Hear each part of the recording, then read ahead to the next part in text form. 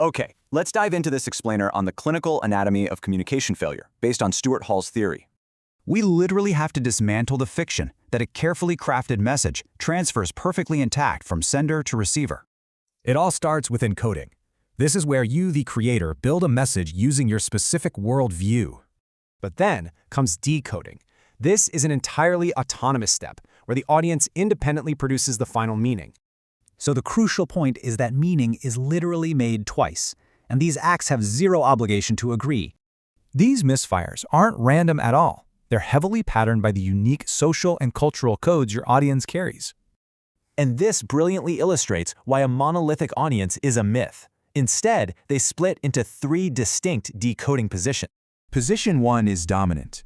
This is that rare dream scenario where they perfectly accept your intended meaning without question. Position 2 is negotiated. They broadly play along, but adapt elements to fit their own specific worldview and context. And position 3, oppositional. They completely reject your premise, reframing the whole thing through a completely contrary lens. Now, what's really interesting about this is your audience isn't a passive receiver.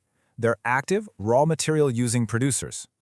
This clinical reality demands a huge shift. Stop asking, "Did I communicate clearly?" and ask, "What will they build?"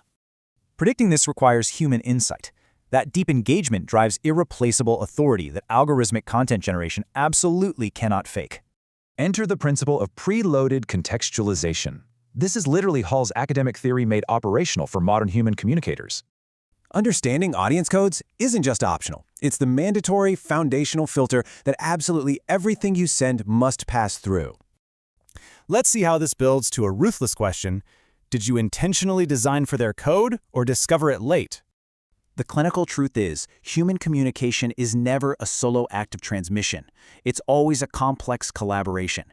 It's a collaboration you definitely didn't agree to, but cannot avoid. This co-production of meaning is an inescapable reality.